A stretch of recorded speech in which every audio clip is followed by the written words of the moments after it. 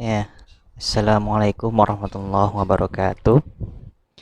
Alhamdulillah wa syukurillah wa la haula wa la quwata illa billah ma ba'du.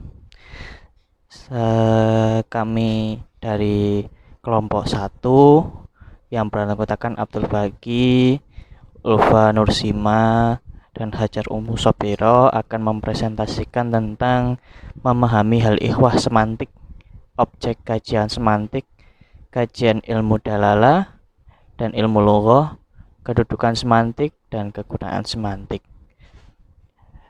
Ya, yang pertama akan saya jelaskan tentang pengertian dari semantik. Maaf, saya geser ke atas. Ya, pengertian dari kata semantik berasal dari kata Yunani sema yang artinya tanda atau lambang, sign. Bahasa Inggrisnya sign. Nah, bentuk verbal dari semantik adalah semainu yang berarti menandai atau melambangkan.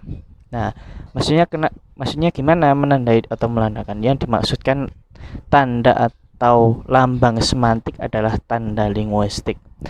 Nah, ini menurut dari share dari tahun 2022 2002 tanda linguistik itu terdiri dari komponen penanda yang berwujud bunyi, komponen penanda yang berwujud konsep atau makna.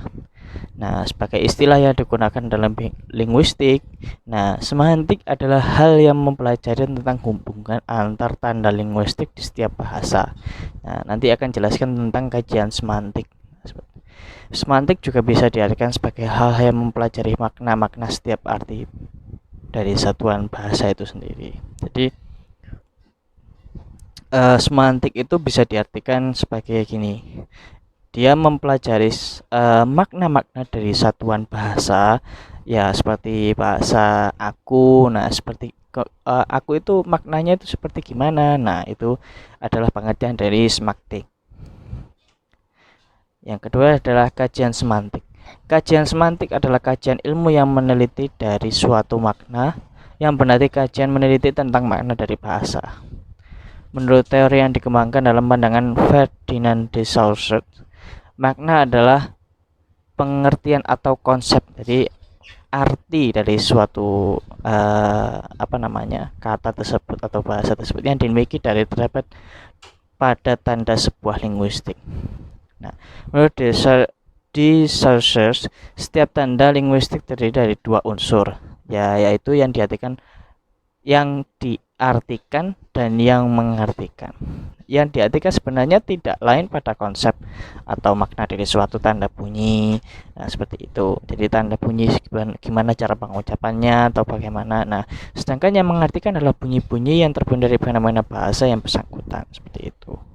Untuk memahami makna bahasa, pengaji semantik harus memahami dua lapis, yaitu lapis bentuk dan makna. Nah, lapis makna adalah referensi konsep-konsep yang berada dalam pikiran untuk memahami lambang tersebut. Nah, lapis bentuk adalah lambang dalam bahasa. Nah, objek kajian semantik yaitu frasa. Frasa adalah suatu kelompok kata yang terdiri dari atas dua kata atau lebih yang membentuk suatu kesatuan yang tidak mampu batas subjek atau batas predikat. Jadi kalian pasti sudah tahu frasa itu gimana, contohnya seperti gimana. Ya, yang saya tahu itu ya seperti gini. Sate kambing. Nah, sebenarnya sate itu kan, sate kan sudah jelas satenya itu kata sate itu seperti mana. Ya, dari setiap makna sate itu adalah sebuah hal makanan yang dibakar, yang seperti itulah. Nah, apa yang apa yang dibakar gitu ya. Jadi kambingnya itu. Jadi frasa seperti itu. Frasa terdiri dari dua kata atau lebih yang membentuk suatu kesatuan dalam membentukkan ciri yang tidak dapat ciri kausa dan juga tidak melampaui batas-batas subjek dan batas predikat. Kalau di bahasa Arab kan seperti al-masjidu kabirun. Nah, seperti itu. Frase adalah suatu komponen yang dapat membentuk klausa dan kalimat. Nah, klausa. Klausa adalah sebuah konstruksi yang di dalamnya terdapat bakal kata yang mengandung unsur predikat. Klausa berpotensi menjadi kalimat. Nah, manfaat menjelaskan bahwa yang membedakan klausa dan kalimat adalah intonasi final akhir satuan bahasa tersebut. Jadi hanya juga sudah tahu klausa itu seperti apa. Mungkin yang belum tahu mungkin saya berikan contoh seperti saya di dalam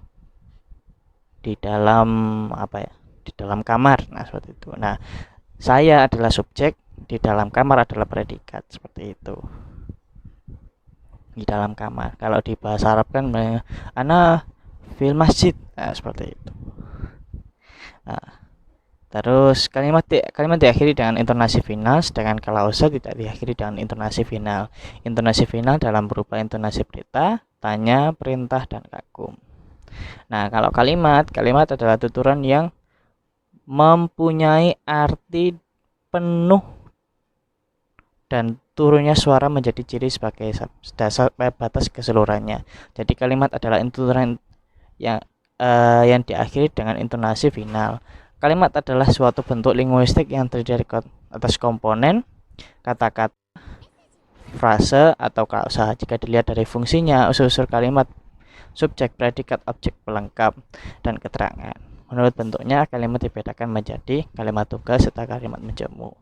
Nah, selanjutnya akan dijelaskan oleh Mbak Ulfa Nusima. Terima kasih. Wassalamualaikum warahmatullahi wabarakatuh. Di sini saya akan melanjutkan presentasi dari teman saya, yakni akan membahas tentang ilmu dalalah dan juga ilmu lughah. Dalalah secara bahasa berasal dari kata dalalah dalam bentuk isim masdar dari kata dalla dulu yang berarti menunjukkan. Dan kata dalalah berarti petunjuk, sedangkan dalalah menurut istilah adalah penunjukan suatu lafadz nas kepada pengertian yang dapat dipahami, sehingga dengan pengertian tersebut kita dapat mengambil kesimpulan hukum dari suatu dalil nas. Maka di sini ilmu dalalah adalah sebuah ilmu yang menunjukkan suatu lafadz yang ada dalam nas kepada menunjukkan makna yaitu atau definisi sehingga kita dapat memahami istilah tersebut. Maka dengan itu kita dapat mengambil sebuah kesimpulan hukum dari suatu dalil nas. Dalil nas di sini adalah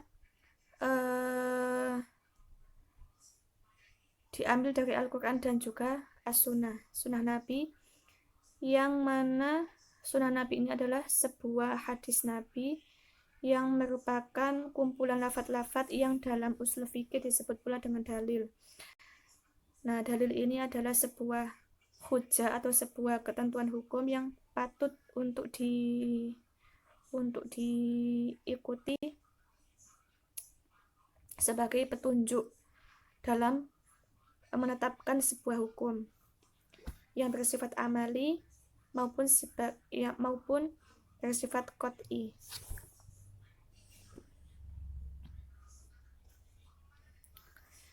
Yang selanjutnya adalah ilmu lughah.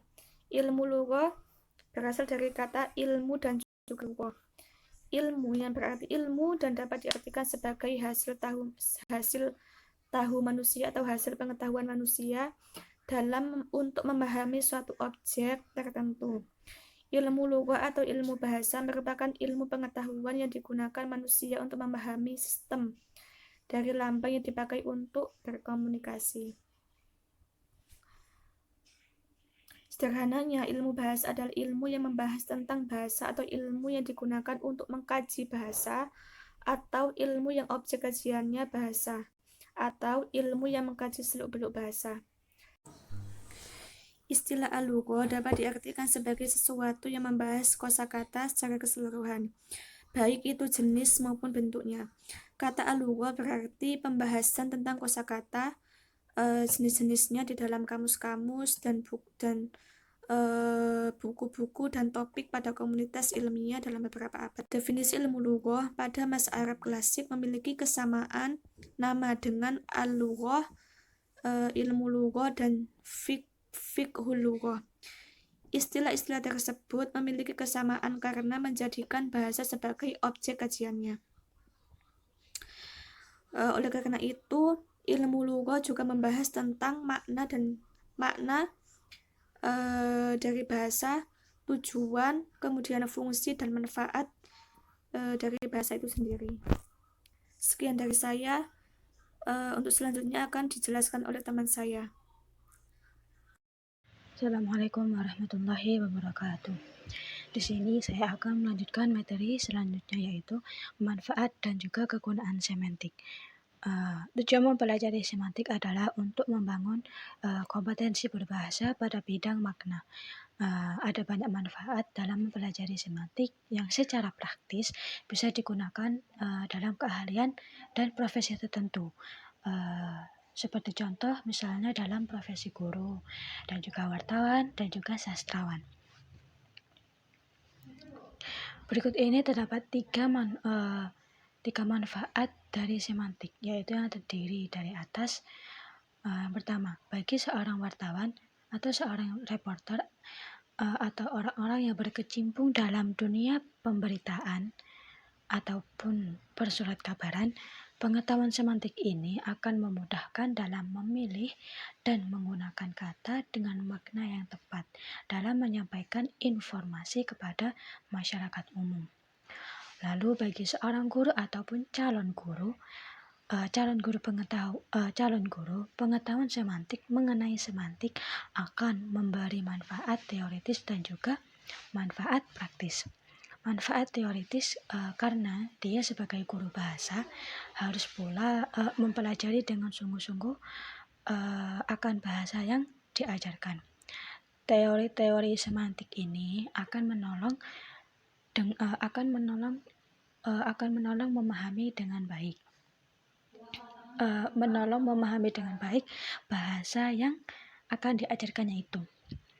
Sedangkan manfaat praktis yang akan diperoleh berupa kemudahan bagi dirinya dalam mengajarkan bahasa itu kepada peserta didiknya. Lalu yang ketiga adalah bagi mereka para sastrawan, kompetensi semantik ini akan menjadi bekal dalam memilih kata pada karya cipta sastranya. Penulis yang baik mampu menghadirkan kata yang tepat sehingga makna dari sudut pandang penulis bisa ditelusuri oleh pembaca. Memahami makna elemen bahasa dengan baik akan menghindarkan kita dari konflik tuturan di masyarakat. Santun berbahasa dimulai dari pemahaman kata yang tepat. Sekian dari presentasi kami kali ini.